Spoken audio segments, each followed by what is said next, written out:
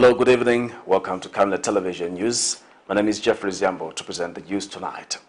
Top stories in the news. Former Health Minister CHILUFYA arrested. Mother to one of the abducted victims claims abductors targeted nursing students to help a pregnant girl deliver. Vices against women blamed on the abolishing of the Ministry of Gender. In international news, Lesotho holds parliamentary vote on Friday amid impasse on constitutional reforms. And the sports news, FAS sanctions NKANA Football Club. Pastor Moses Chilua is inviting all business houses, individuals, and would-be business people in Zambia for this Wednesday's program at 20:45 hours. You can call on 0962-965-883 for a personal chat.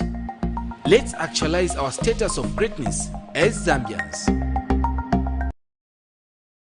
Prime plots filled with beautiful views are now available for sale in Palavana.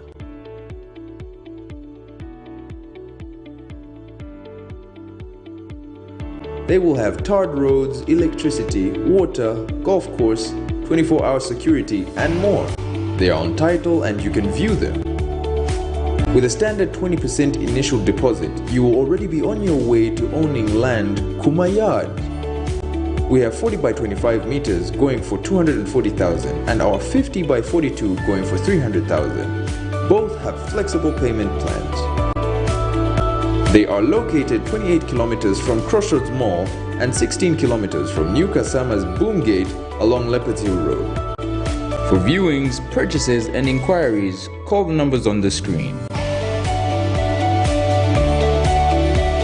From time immemorial, we have had different types of lighting options, from those that can burn down our investments in minutes to those that dig holes in our pockets due to constant replacement and huge consumption of our ZESCO units. Savenda Electric introduces the new and advanced electric bulb with cutting-edge technology of LED that has low power consumption, gives out bright white light, and lasts up to 25,000 hours. Savenda Electric manufactures all types of LED light like plastic LED fluorescent tubes, down lights, ceiling lights, outdoor fittings, and solar street lights made to customer specifications. Let's live on the bright side of life by choosing the wide range of Savenda electric lighting solutions that are available in all leading stores and supermarkets countrywide. For orders, call 0962-642-490 or email jnbunda@savenda.com or pchabula@savenda.com.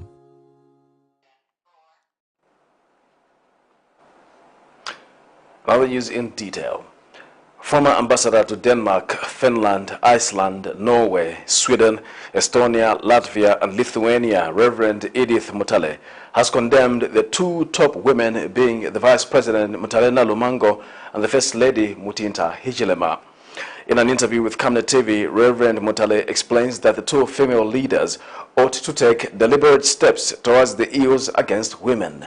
She notes that their failure to comment strongly on the abduction of Pamela Chisumpa and 12 other young females speaks volumes about where the country stands in protecting the rights of women. She says the removal of the gender ministry has revealed how important it was in fostering the agenda for women. More in this report. The abduction and rescue of Pamela Chisumpa and 12 other young females has continued to raise debate among various stakeholders who feel the women's voice has declined, hence having such incidences against women. The removal of the gender ministry by the United Party for National Development also comes into the picture when matters involving women are being addressed. For a year now, the Ministry of Gender was abolished and turned into a division under the office of the President. In an interview, former ambassador to Denmark, Reverend Edith Mutale, notes with sadness that the top two women in Zambia, being the Vice President and the First Lady's stance of being mute on this matter is shocking. She says the First Lady is the mother of the nation and that it was expected that she takes a clear stance and speaks strongly against any form of abuse against women, especially on the abduction matter. As a mother, I speak as a woman. I speak as a woman of God. So what is the role of even Mutalena Lumango in Parliament, where she is today? How does it sit with her to hear that 13 girls have been rescued. Didn't she know anything about this? And even when this thing happened, we've never heard her voice. Where is she? You see, these are the reasons why people are not happy with the abolition of the gender ministry. Because if we had gender ministry, I'm sure the minister would have said something about this. Also, where is the First Lady? I have never heard her say anything about this thing. She needs to come out.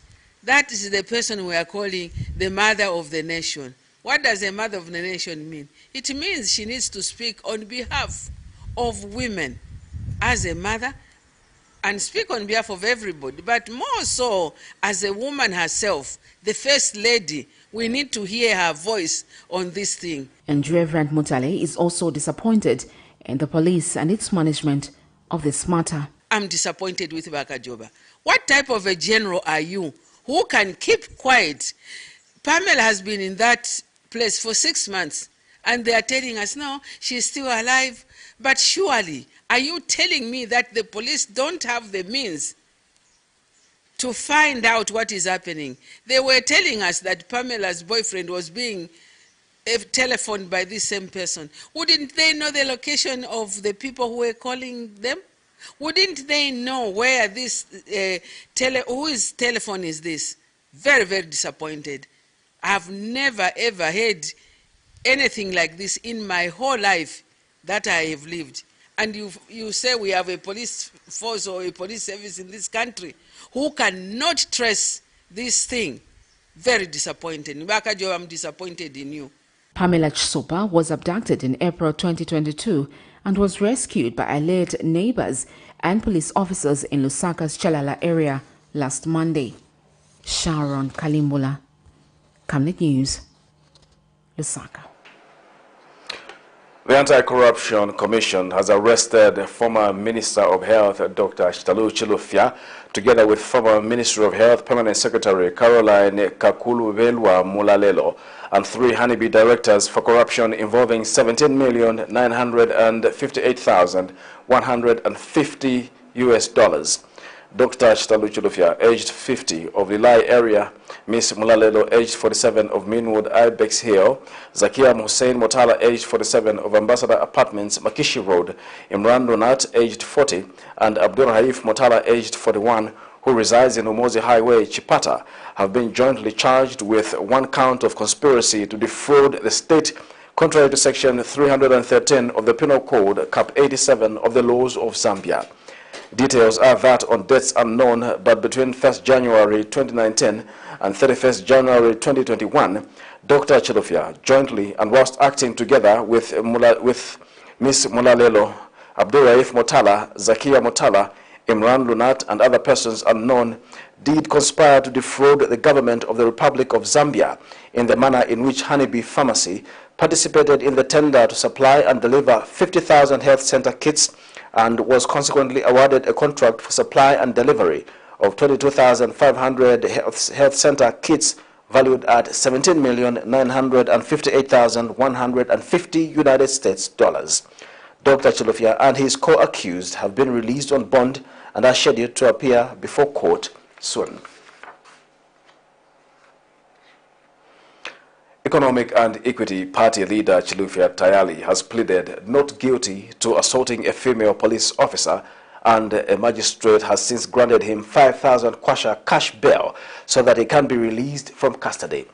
Mr. Tayali, who denied the charge Wednesday, the 5th of October 2022, before the Lusaka Magistrate Court, is alleged to have assaulted a police officer at Chilenje Police Station by throwing a kettle on the officer.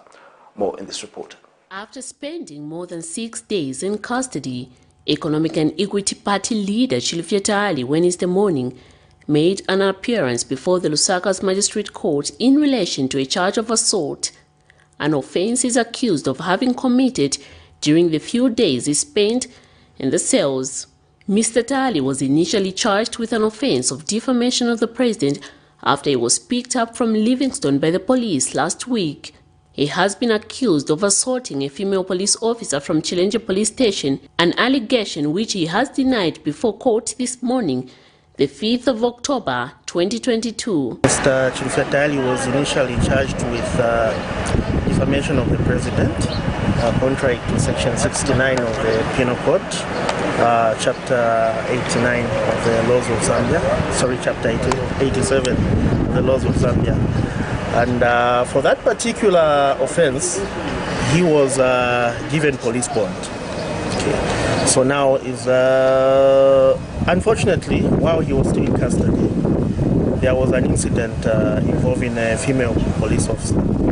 So after that incident, he was charged with assault on a police officer, which is contrary to Section 250 of the Penal Code, Chapter 87 of the Laws of Zambia.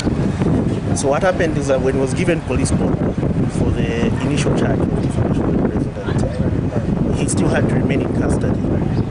According to a statement earlier issued by the police, Mr. Tali allegedly assaulted a female police officer, Melod Malama, who operates at Chilenje police station in Lusaka, where he was detained after being nabbed upon his arrival from South Africa. It is alleged that when his wife took him some food, she was requested by the said female constable Malama to test the food as per procedure when someone takes food to a suspect in custody. However, the accused is said to have gotten annoyed that the said officer was suspecting his wife of poisoning him and threw the food on the floor. It is further alleged that Mr. Tali got a kettle and hit the said complainant, who sustained a sullen and painful face. His case has been adjourned to the 19th of October 2022 for commencement of trial. Mr. Tali has since been granted a cash bail of 5,000 kwacha and 2 working sureties in the lifetime in their own recognizance. Miriam Kaimba, reporting for Camnet TV News.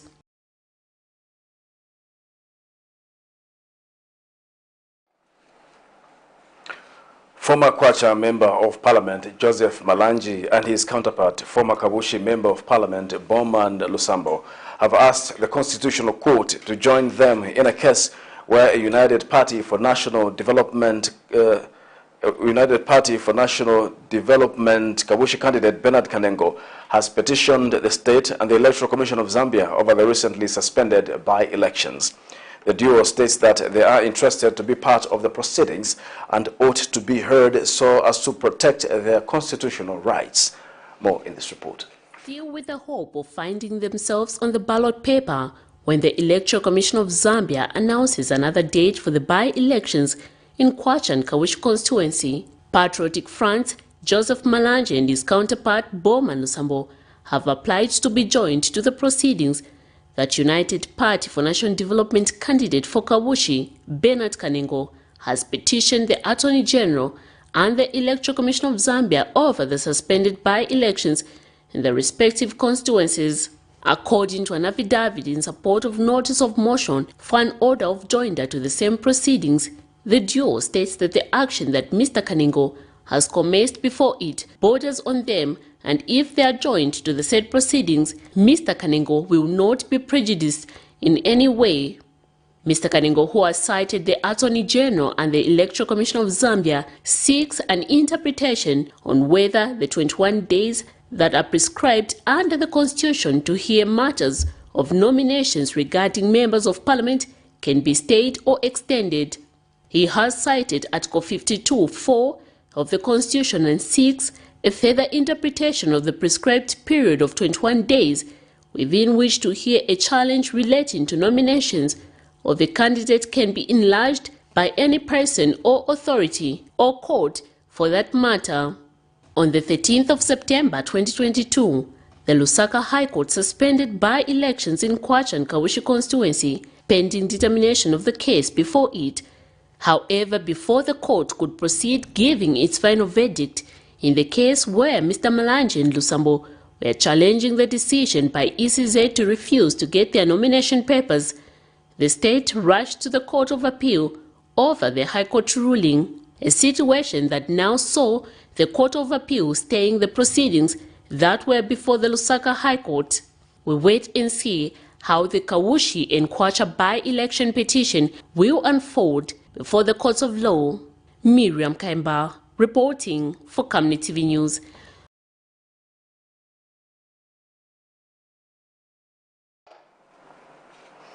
Residents of Kaunda Square, Stage 1 and Matero townships will soon no longer have to wade in sewer affluent due to rampant sewer blockages as the Lusaka sanitation program closes up on delays and other setbacks.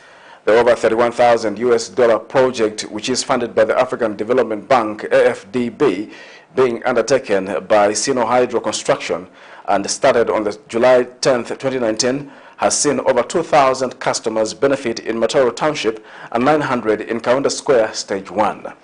Meanwhile, the Lusaka Water Supply and Sanitation Company has reiterated its call for social change by members of the general public by taking care of their sanitation systems by refraining from disposing of solid waste indiscriminately. Here's a report. The residents of Kaunda Square Stage 1 in Lusaka have for a number of years continued to breathe the terrible strong stench of urine and fecal matter due to the rampant sewer blockages. Just after Sino Hydro Construction Company came to work on the sewer blockages in the area, the situation has never improved. Here, a restaurant is operating near a trouble spot where sewer blockages have been the order of the day. Another shop is open and the attendant is unmindful of the strong stench coming from this dirty-looking water. Worse still, the residents have blamed the constructor for the poor workmanship and believe the challenge of blockages will never come to an end, and have also claimed to suffer from diarrheal diseases as a result.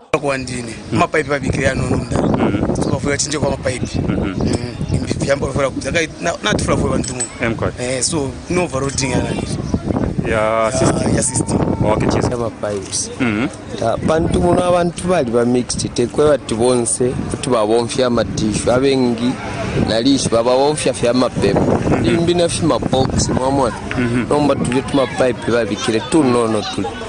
However, Lusaka Water Supply and Sanitation Company is carrying out an inspection together with officials from the African Development Bank, Lusaka Sanitation Program, the constructor and the consultant. The team was also on site working on the main hose, as an official explains. Bank, and most of the works, as has been seen on the site visit, is complete, and we are currently just doing remedial works to complete the works and have them be in full operation. And so the challenge that we have seen mostly is sometimes we have blockages, and as has been seen, this is mostly being caused by solid waste which is being deposited into the system. This was targeting Kaunda Square Stage 1, and so far we've catered for 2,900 customers who are connected and receiving this. Meanwhile, the utility company has called on community members to change their mindsets towards taking care of the sanitation system. So the problem that we have here to a larger extent is more of a social problem, which has to do with behavior in terms of how people use the system that has been put up here. And that is why, after we identified that problem, we embarked on sensitization and awareness campaigns in this particular area. So we've done a number of road shows, and we deployed community mobilizers who were going door to door to try and educate the people on how to use the toilets, citywide sanitation. So it involves also on-site sanitation. So we realized that a long time ago we were not into on-site sanitation, but now we've moved in and we are constructing toilets in other areas of the city of Lusaka with improved toilets. He has also indicated that archaic pit latrines in most households that are prone to sewer blockages are going to be replaced with proper toilets. The contractor has done about 112 kilometers of an estimate of 116 kilometers, which is about 96%. Then the total manuals installed so far is about 2,579 of an estimate of 2,699, which is about 96%. The team was then led to Matero at the site of Sino Hydro, where the consultant gave their brief. So the project for Lusaka Water was approved in 2015. So we've been going for roughly almost 7 years, but we have to take into context that there was the 2-year period where we had COVID, and it had a substantial impact on the progress of the works. But nonetheless, we had given an extension to the project to compensate for that lost time. So the compensation goes up to December 2023. On their part, the funders of the project were happy with the scope of works, but indicated they were not going to extend the deadline any further. Tito Kalama, Camnet News. United Party for National Development, UPND Chakunkula Ward in Munali constituency area councillor Chimuka Njomona says no councillor in Zambia is allowed to sell land. Responding to accusations that he has bought land meant for a road reserve and selling it to other cadres, Mr. Njomona says some opposition political party cadres are the ones purporting lies simply because the local authority has asked those interested in the piece of land to apply for temporary shelter on the said land. Mr. Njomona has further stated that no traders on the said land will be displaced, but that the local authority is trying to assess how best it can realize revenue from the said piece of land. More in this report. Land wrangles in Zambia have become rampant, and one wonders why this has been the case. 4th October 2022, some traders along Ngorera Road near Kapriamba School grounds in Lusaka's Munali constituency accused their area councillor Chimuka Njomona of allegedly selling land which they have been squatting on for over 20 years. The traders also alleged that they have on several occasions engaged the Lusaka City Council to allow them get temporary titles to the said land, but that they were denied on the basis that the said land was a road reserve and that it houses water pipes as well as ZESCO cables. Ninaileta jawe mpara yote tuchita apply bakansela balisenda ponse mwanawasa tambe balefu ilamu twaliyesho baperere baemwe mjama plot ku Christmas side ku tuma shops twaliyesha nafa tuchita apply batupere kwa ama shops kuno side twaya ku civic center ku water storage bali kenati pala pomolefo kukulira ama shops pali ba pipe ya menshi. The area councillor Chimuka Njomona, however, says councillors in the country have no mandate of selling land, but that they can only facilitate for people to get titles to land, which they have observed that it has no owners. Individuals, few individuals or groups that are in those places and make it very hard for this office to operate. But we are doing a cleanup where we are not advising any cannibalism. And this is a long past kind of doing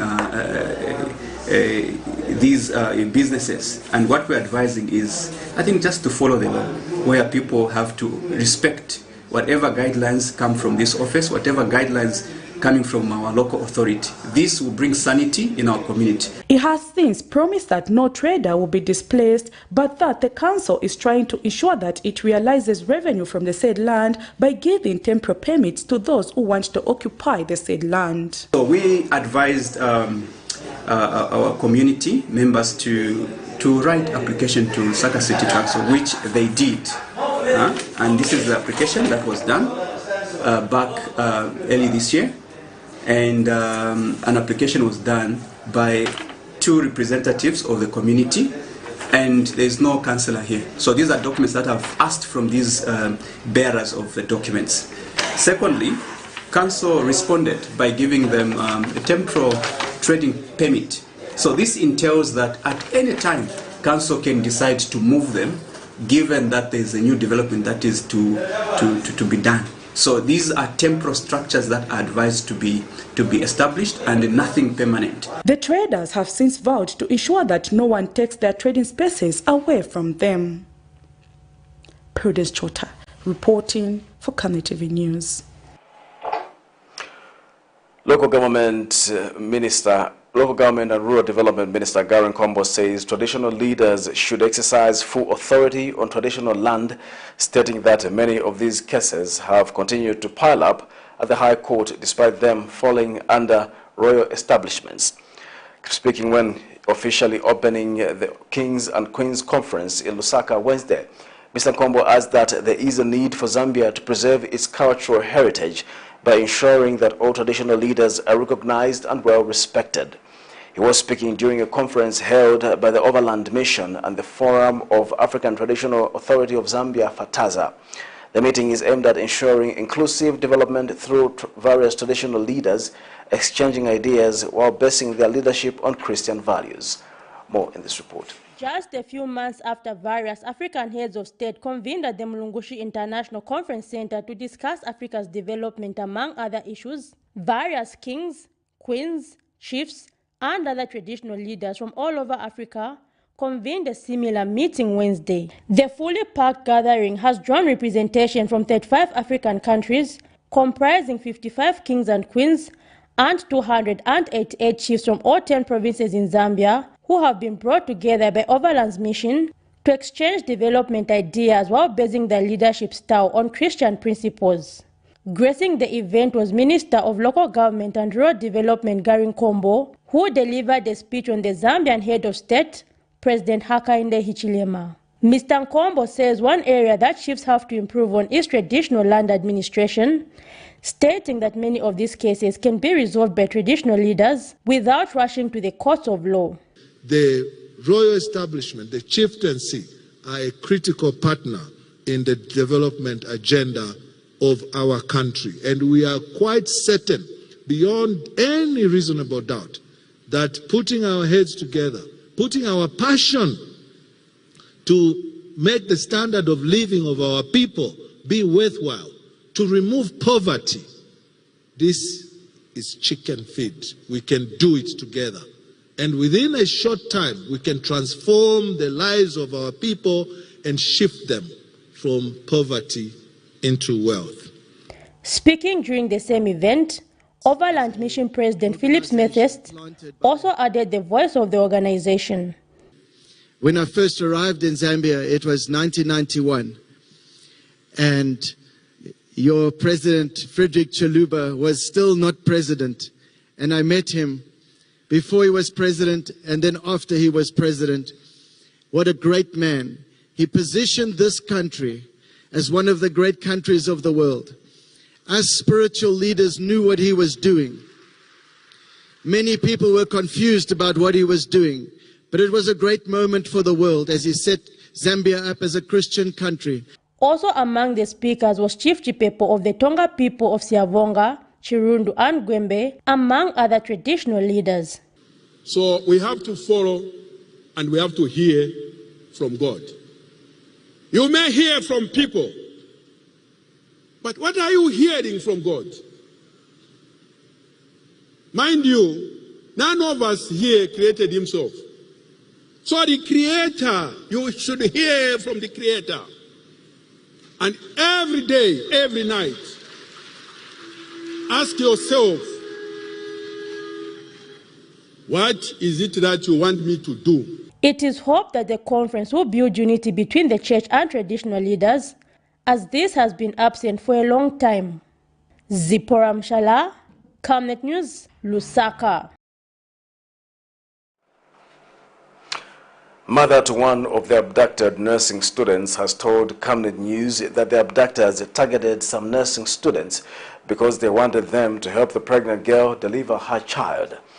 Bete Ufwenika, however, says she is happy that her child has been found, even though she is currently malnourished because the girls were being starved by the abductors. And Minister of Home Affairs and Internal Security Jack Mwimbu says the number of suspects arrested in connection with the abduction of the young women has risen to 5. Mr. Mwimbu, however, says it is difficult to establish the purpose of the abductions because most of the girls were former classmates to the abductors. More in this report. While many questions have remained unanswered with regards to why 13 girls, among them 4 mobile money agents, 7 nursing students, and 2 school girls were abducted, mother to one of the nursing students has told Camnet News that a child and other nursing students were allegedly abducted because the kidnappers wanted them to help one of the abducted pregnant girls deliver her baby.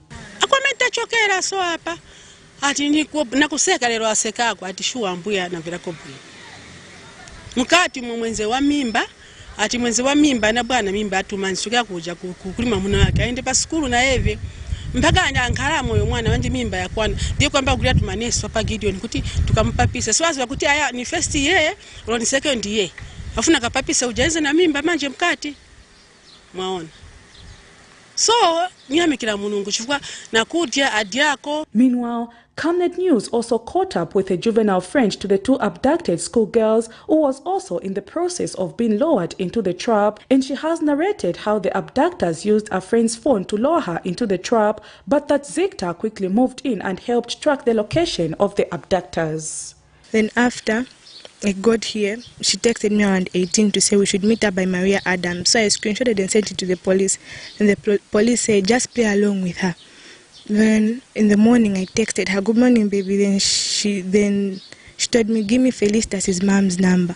I sent the Zamto number, they told me saying no, I want an Airtel number. So I waited, I was around 9, the police came to pick me up, went to Zikta offices, and then we're working hand in hand, the police and Zikta. That's how we left the Zikta offices and went to Central Police opposite Levy. It is further alleged that the abductors used as collateral phones and a computer of the abducted girls to get a loan of 4,000 kwacha and 1,000 kwacha from a businessman in Lusaka's Lilanda Township, the items which Zikta tracked down and were used to track the abductors. Like vakaleta vintu vintu vivili ne vikulu okanga like ngati ne mafoni ne laptops ni batani ne mabitonga ndina mante vintu vikulu so ndina mene fama masonga. Yeah, apa so the boss langa they also want to fire me because at the vafuna drama zao na judete inasira and I am not still responding to them. Meanwhile, Minister of Home Affairs and Internal Security Jack Mwembu says 5 people have so far been arrested in connection with the abduction, and says police found it difficult to track the abductors because they were friends with some of the abducted girls, and has since called on the general public to continue supporting government in apprehending criminals. What complicated the breakthrough into this matter was the fact that the perpetrators targeted people they knew from their school days.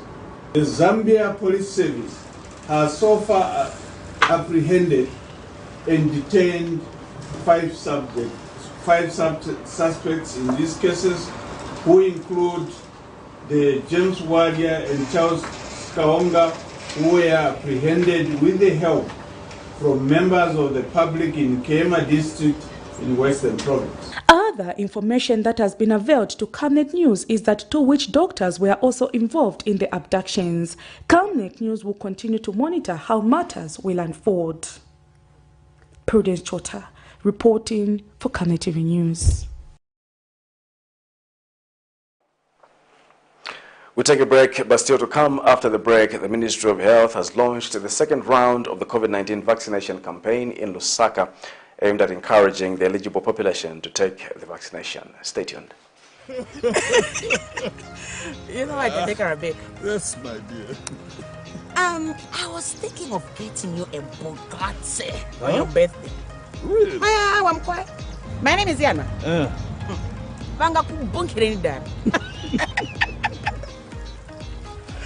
Don't worry, my dear.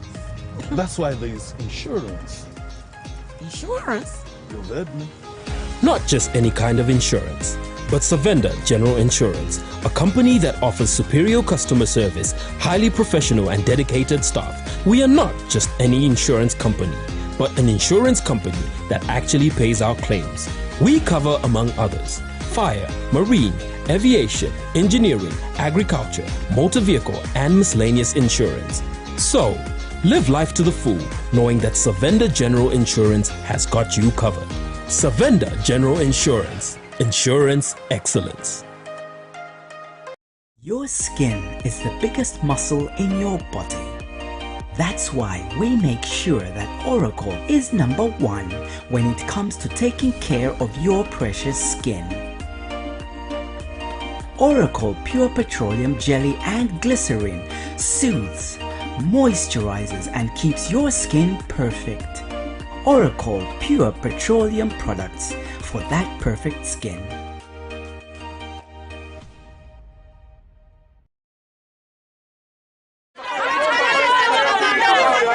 For immediate coverage of any breaking or latest news in Zambia and around the world on Camnet Television, call the numbers on your screen.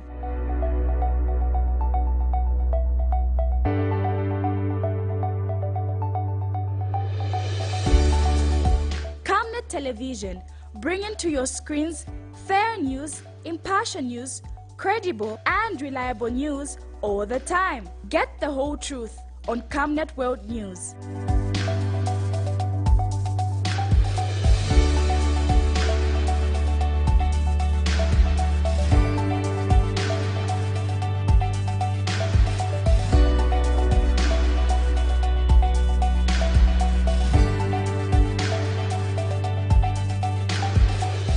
Camnet Television, not just another channel. Welcome back. We'll continue with the news. The Ministry of Health has launched the second round of the COVID-19 vaccination campaign in Lusaka, aimed at encouraging the eligible population to take the vaccination. Minister of Health Sylvia Masebo underscored the need for people in Lusaka district to respond positively towards the COVID-19 vaccination campaign. And speaking at the same event, Local Government and Rural Development Minister Gary Nkombo says government is on firm ground in the provision of health care closer to the people. Mr. Nkombo has urged the public not to be swayed by myths surrounding the COVID-19 vaccination, but take the jab for their safety, family, and that of the nation. The launch was held in Lusaka's Mtendere Township, attended by various stakeholders, among them USAID, Discover Health, World Health Organization, and UNICEF. Details in this report. Round 2 campaign for the COVID-19 vaccination has been launched in Lusaka, whose target is to help reach at least 70% of the eligible population vaccinated. Speaking during the launch, USAID Discover Health Project Director Muka Chikoba says currently Zambia has only managed to vaccinate at least 60% of the eligible population against a target of 70%. She says taking the COVID-19 vaccination is important in the elimination of the virus in the country. And UNICEF country representative Benjamin Mayer has urged members of the public to get vaccinated, adding that the battle is not over in as much as the numbers have drastically reduced, showing significant progress. And World Health Organization country director Nathan Vakeita says the side effects experienced after vaccination are minimal compared to the risk of not taking the jab. Meanwhile, Minister of Health Sylvia Masebo says government hopes that the second round campaign will inform people correctly and compel them to take the COVID-19 vaccination for a better Zambia. Government and its cooperating partners hope that by the end of the campaign, with the main focus of being sensitization, many people will voluntarily take the vaccination. Sharon Kalimbula, Camnet News, Lusaka. A taxi driver in Lusaka escaped being lynched to death by an angry mob along Kamloops Road Wednesday morning after being accused of attempting to kidnap a customer. A woman was heard screaming that she was being kidnapped when alert residents stopped the flow of vehicles as they forced the driver to open the door and pulled the woman out. One resident forced his way into the driver's seat, pushing the driver to the front passenger seat, and drove the taxi to Kalingalinga police post, which was just a few minutes away, fearing that the driver would die at the hands of the angry mob. More in this report. On edge after the recent rescue of 13 abducted girls in Lusaka's Chalala compound, as this has shown that there is no limit to the crimes that some people can undertake. Wednesday morning, the cries for help from a woman in a taxi along Alikinkata Road in Lusaka attracted crowds who commanded the driver to open the door and let the woman out, as she was screaming that she was being kidnapped. The angry mob also forced the boot open, as some suspected that the driver may have had someone in the back. However, only a suitcase was discovered in the boot. I booked him.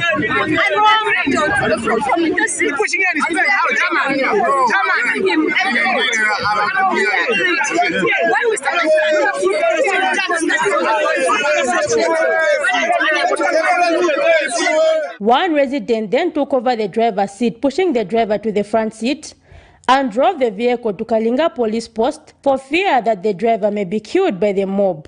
It was later discovered that the woman in the taxi was not familiar with the place she was going, hence ended up going further than anticipated when the taxi driver asked her for a 20 kwacha to top up. Upon refusing to top up, it is said that the driver threatened to take her to some unknown place to teach her a lesson, which resulted in her screaming while the driver insists that he only wanted his full pay. Abatenga ku intercity, banabatenga ku intercity bati bakazi bakamati.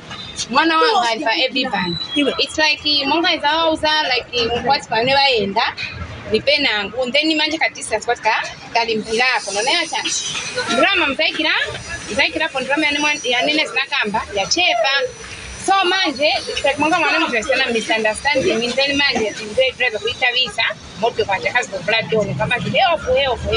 Meanwhile, Kalingalinga wa 36 councillor Mukubesa Nyoni, who rushed to the scene, has also spoken out. So the driver was speaking to one of the two, either the driver or the woman was speaking to a certain man who knew the direction. So in that argument of where they were going, that is when the woman got scared and started screaming. So in conclusion, the woman was just scared for her life. By broadcast time, the driver was still being held at Kalingalinga police post to protect him from the mobs who were waiting for him outside. Zipporah Mshala, Camnet News, Lusaka. The Bus and Taxi Drivers Association says many accidents in Lusaka can be attributed to an influx of vehicles being imported into the country's capital, hence causing congestion and stress on the road. In an interview, Mr. Mbewe notes that one measure to reduce these incidences to urgently work on the existing road system to make sure that buses, which are mostly found in these accidents, have their own lanes to reduce on congestion and overspeeding that comes as people try to beat time to get to their destinations. He was reacting to the series of road accidents that have been recorded in Lusaka, with the latest one being along Kamloops Road in Lusaka Tuesday night, where a bus driver careered off the road and hit into a pole due to overspeeding. Eyewitnesses say a number of people in the bus suffered severe injuries as the bus had to be cut open for them to be retrieved and later rushed to Chilenge Hospital. So when you look at these two factors where people are fighting for road space and we have people that are stressed because of the road congestion, the end result is that we're having people whose judgment on the roads is going to be to be impaired, and this is going to lead into a lot of accidents. Now, we need to start moving away from where we are importing cars to where we are going to implement a public transport system that is going to provide for an efficient mobility of people within a city. Anyone who wakes up wants to go to get to somewhere. But it's how they are going to get there that I think is creating problems. And this is creating a panic for time, it's creating a lot of road rage. So I think as we are employing on government to start reconsidering or considering coming up with the implementation of the National Transport Policy, which in itself has objectives that are supposed to implement a time-efficient bus transit system that you operate on bus-dedicated lanes. This is Camnet Television News. We take a break. We'll be back with international and sports news after the break.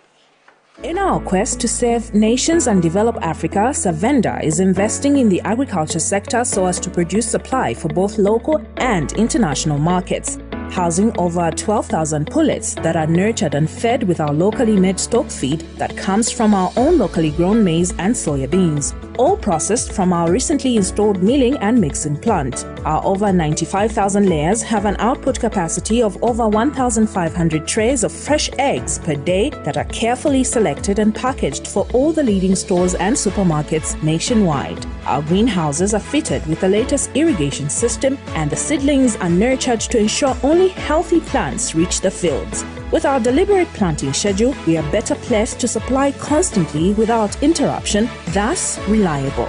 Savenda Farms is also changing lives of its dedicated workforce drawn from the local community and beyond. So the next time you think fresh and green, think Savenda Farms. Water is life. Each drop counts and each must be cherished.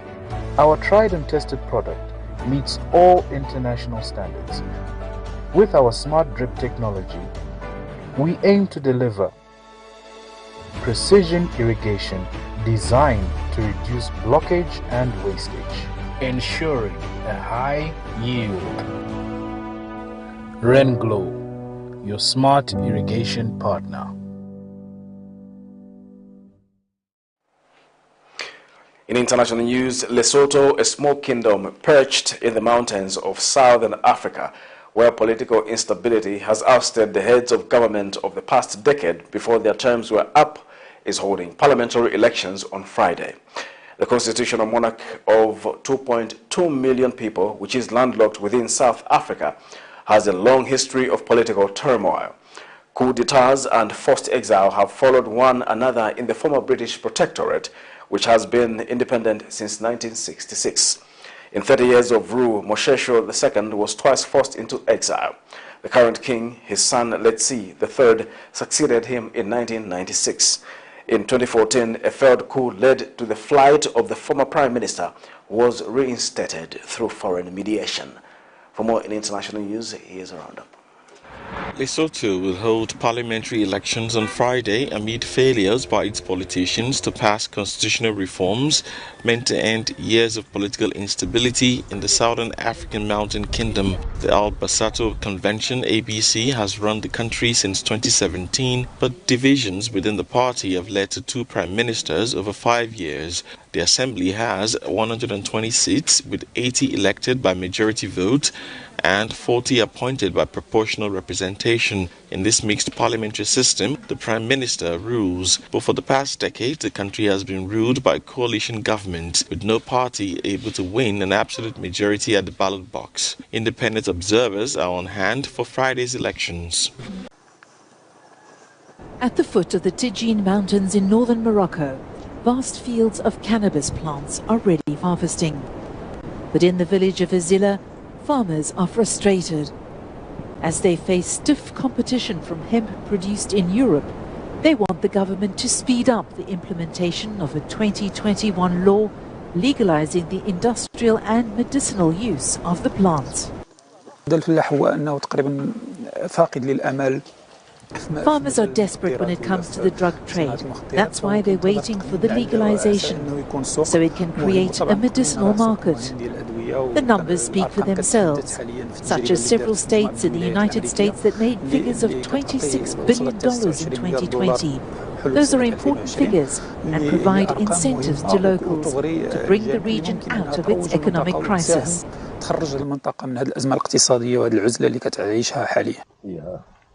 Morocco is said to be the world's largest producer of hashish, and hemp has been grown in the poor Rif region for centuries. But farmers say the market has fallen and they're suffering. We are convinced that legalization is in our interest and we support it. People will at least be able to live in peace without fear of prosecution. Regarding cannabis, I can tell you that here there are 60 to 70% of people who've been prosecuted because of cannabis. So we're in favor of its legalization, so people can live freely and without the risk of being arrested. Officials say, however, that it's important to not rush the implementation of the project to make sure that all the correct regulations and authorizations are in place. The long-term aim of the new law is to cut the ground from under the feet of traffickers and position the country on the global legal cannabis market. It's a beehive of activity, a warehouse away from the front line full of supplies to be delivered for those who survived war and occupation. Food, basic necessities, and glass to replace shattered windows as winter approaches. This is our storage area for humanitarian aid. It's all for the liberated areas in the Kherson region. It's dangerous for the volunteers. There could be shelling still. That's why we deliver directly to homes, so we don't have gatherings of people. There's a sense of urgency as Ukraine continues to inflict losses on Russian troops in the south. Some of the trophies of war now on display on the grounds of the school where President Volodymyr Zelensky used to attend. Ukraine has been announcing a sudden offensive since the summer, but then took everyone by surprise by making advances in the Kharkiv region in the northeast of the country. It was believed that the Russians have been reinforcing their defensive lines in the south, even though recently Ukraine has managed to push through some of them and regain some territory. The Ukrainian army advanced from the north through the vast plains, filming their each step. Here, entering the village of Starosilia, hoisting the Ukrainian colors and removing the Russian claims to land, like here in Novopetrivka. This woman says, "I have been waiting for you for so long." Kherson is one of 4 regions Russia has annexed a few days ago, claiming the majority of people there were welcoming the move. Taras says it's untrue. It's not his real name, as he is the co-founder of a network of activists known as the Yellow Ribbons, who have been carrying acts of civil disobedience in Russian-controlled regions. We're going to continue to document all that's happening, the collaborators and the locations. It's our protest. Our activists will record everything and send it out. We do this to expose Russian claims and hope it helps our authorities. We will continue to distribute flyers. The aid from Kiviri will continue to be delivered. It's as important as military achievements. Ukraine conveying the message that people there were never forgotten. We now have sports news.